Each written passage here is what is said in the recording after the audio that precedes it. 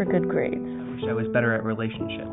I wish I was an artist. I wish I had a better relationship with my wife.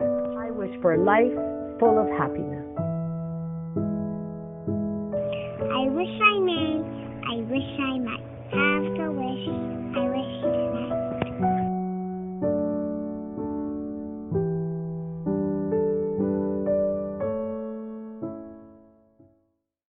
Good morning. It's Monday once again.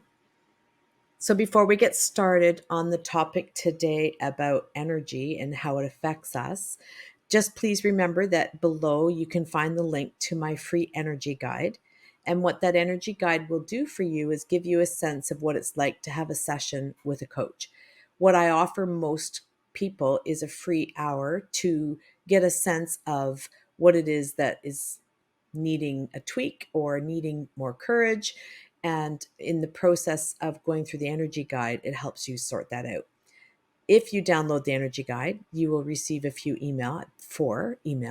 And at the end of that email, there is an opportunity to purchase a small video that would walk you through the booklet if you find that doing something like that on your own feels overwhelming. Thanks for joining me again. I hope you had a great weekend. My weekend was varied. I had some relaxing time. I had some company. Lots of discussions over the past week are kind of swirling in my mind, and I'm not entirely sure how to hone it into one discussion, and so decided that today it's going to be about energy. I am not someone, in the past anyway, who believed that I was willing to maybe dabble in the concept of different energies. And I don't know that I had time to think that way. And so it was a maybe deflective feeling because it wasn't something I understood. And the definition of energy, I think I have it here, is the strength and vitality required for sustained physical or mental activity. And so what does that mean? It's the ability to move forward, which we've discussed already on these podcasts. So my thinking started out because last week someone sent me a question that I thought was interesting. And the question was, what would you tell your 10-year-old self? And I was kind of stopped initially by that. The response that they had was, here's a fun question for you. And at my point in 10 years of life, my life was in an upheaval and I wasn't sure what I could tell that 10-year-old self would make much difference. And so it didn't feel like a fun question to me initially. And my very first response to it was, tell that 10-year-old to enjoy the little peace that was happening in their life at that point. Because from birth to 10, it wasn't peaceful. And from about 16 until 25, it wasn't very peaceful. And so I thought maybe I should tell the 10-year-old, relax, take a break. Don't work so hard. And that felt sort of defeatist. It's like, well, surely I could tell my 10-year-old self something a little more valuable than that.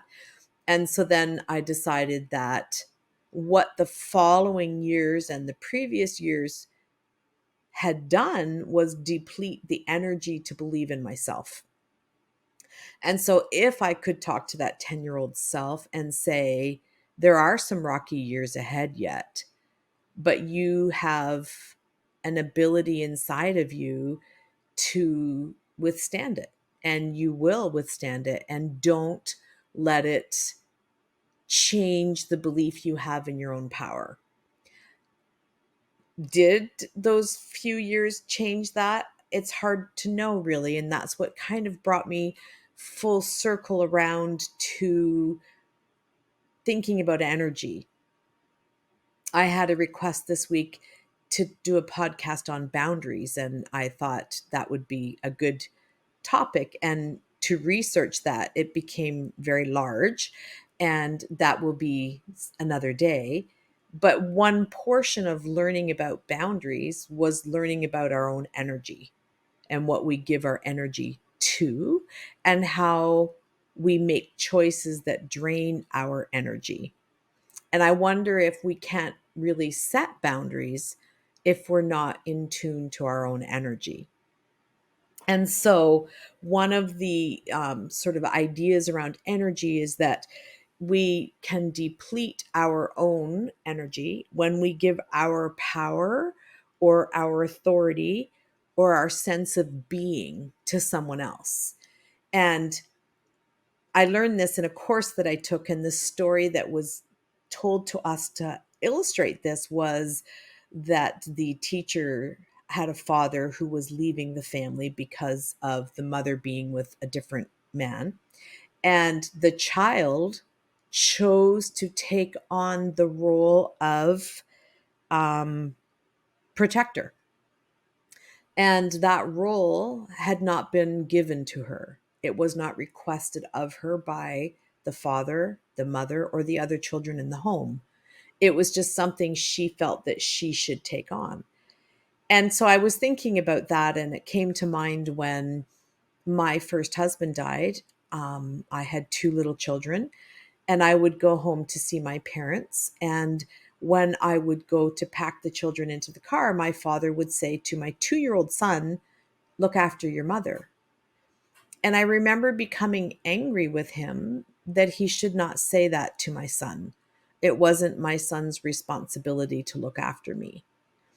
And I said to my dad, "I know you're trying to show care to me, but I would rather that you say to me, take care of yourself. We're thinking of you.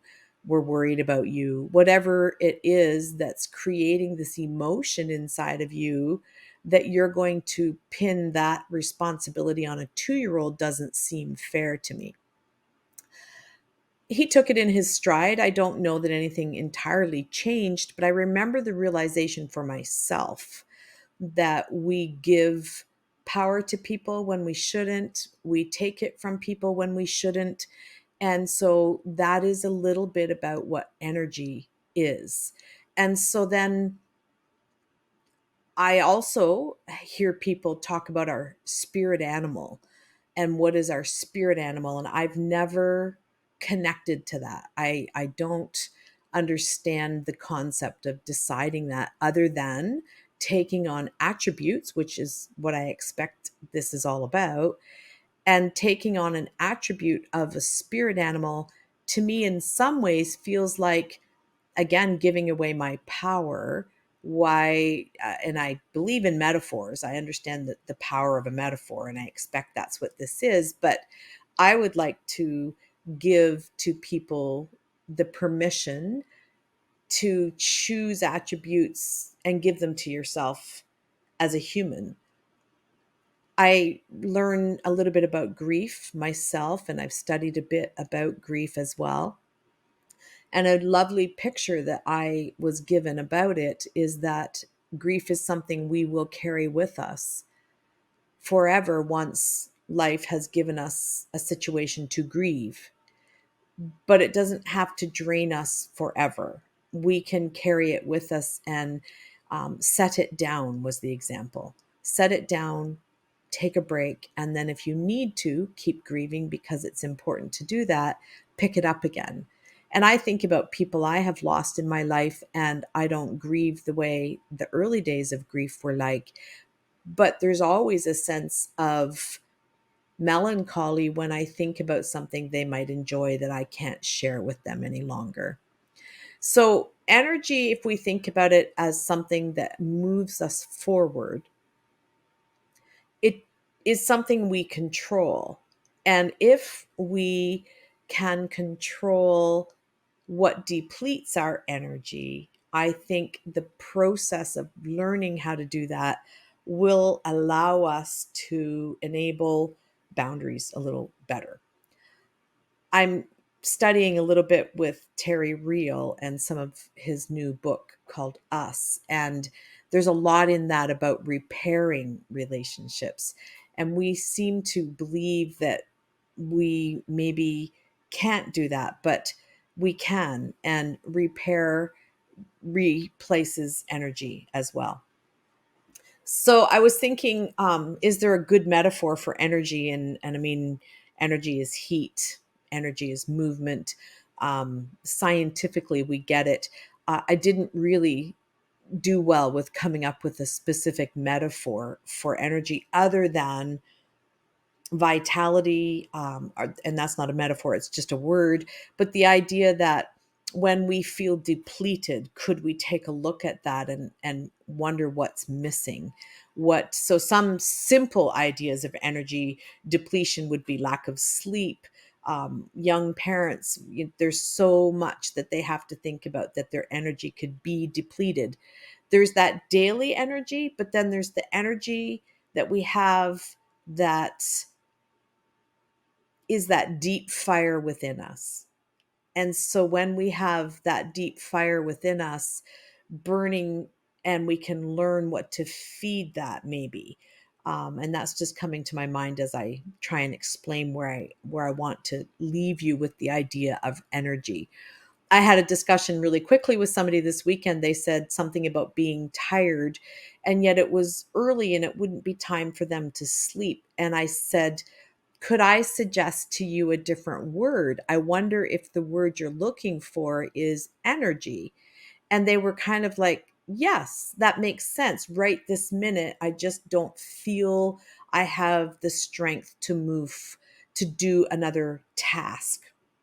And that is energy. And when someone said, I will help you, then it was easier to do the task at hand. And so that is energy, that we can gain from another, simply because for that particular moment in that day, that person had just finally run out of their energy. So if we think of it mystically, energy is around us. Gravity and the wind and all of those things, they create an energy, and they create in us a feeling of fun or dread, or the wind blowing in your hair can be exhilarating. And all of that around us is energy. But there's energy within and energy without. And so, what can we as humans do to control how we feel around the energy? And I think it comes down to, what would we tell ourselves? So it's a really beautiful exercise to think about, what would I tell my past self? I really struggled with that a little bit. It took me a bit. I was kind of not sure, like, why would I want to do that? I can't change the past. But it is a neat idea to think about what I know now. And we all have said, if I could only go back with the knowledge I have now, would my life be different? And it's a fun exercise to think about. I don't know what to suggest about that. We certainly would likely make some choices differently, but then we don't know what else would, if it would be the exact same, because the minute you change an energy force, everything around it changes. And so, could we think about that for what we're doing right now? If we feel an energy seems to control our thinking.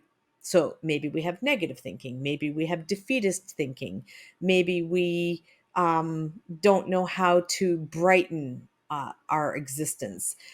What could we change around ourselves that would affect the energy within us?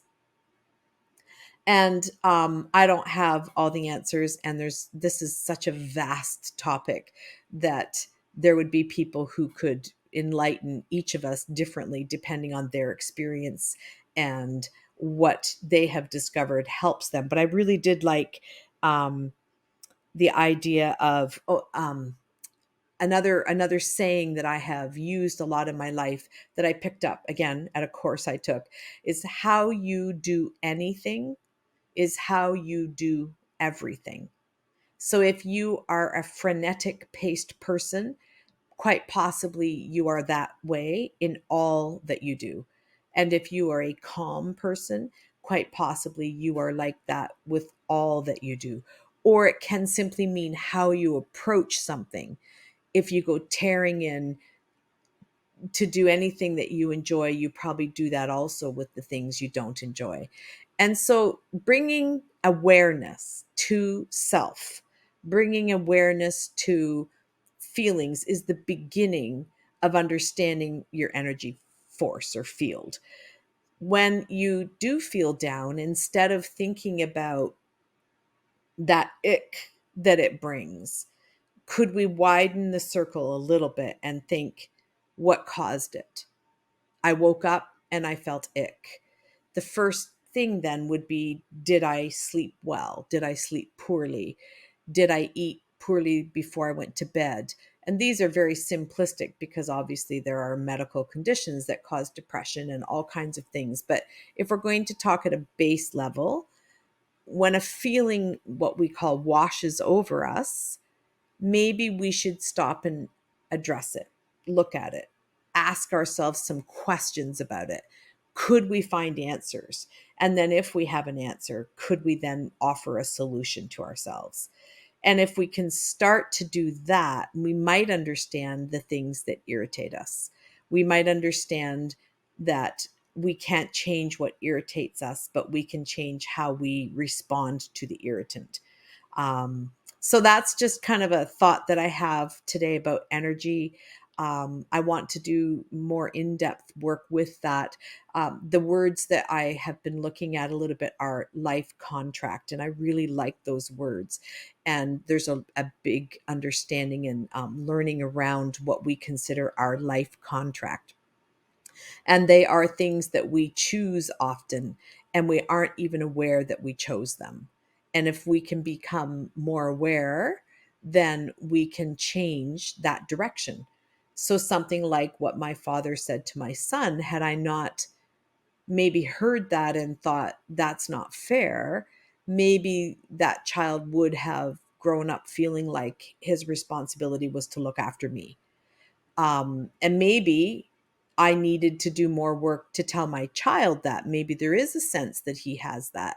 And I need to maybe consider releasing that to, and I think I have certainly done that over time, but it's an awareness. And so those are the things that can affect our energy. And it doesn't mean that we have to argue with people. What my father was doing was a loving gesture. He just didn't know how to do it maybe in the moment, or it just felt too much sadness to say that to me. And so it was a way he could offer a kindness. And he was grateful that I said what I said to him because he hadn't thought of it that way. And so communication, I did look up some sort of talk points about boundaries, and I didn't really like where some of them went, but one of them was talk, talk, talk. Communicate. And I am big on communication. And sometimes people think communication is to say their piece, but it's also to listen to another piece and to discuss that and find a common ground that then people can move forward with. And that would allow then more energy. There's a release if we're holding on tight to our thoughts and ideas because we think someone else doesn't want to hear them. That is going to affect our energy. So those are just my thoughts for this Monday. I hope some of them will intrigue you enough to maybe consider just starting your own path to self-awareness. When you feel a drain or a negative, ask yourself why and see what you come up with. And if you don't come up with anything, then maybe reach out. That's what I do. I enjoy the process of asking questions in a way that help people think about the betterment of themselves. And when we all feel that, then we can have a better existence around us. Happy Monday. As much as I enjoy discussions, I also want to provide a service to people who would like more. If you want to do more than listen, get in touch with me with the links in the description. You can also email me through hello@beyondwishfulthinking.ca. And I'd like to give you content you enjoy, so please leave a review wherever you're listening to this podcast. If you're watching through my YouTube channel, leave your comments below. If you want more of Beyond Wishful Thinking podcasts, make sure to subscribe for free on Apple Podcasts, Spotify, and wherever you are listening right now.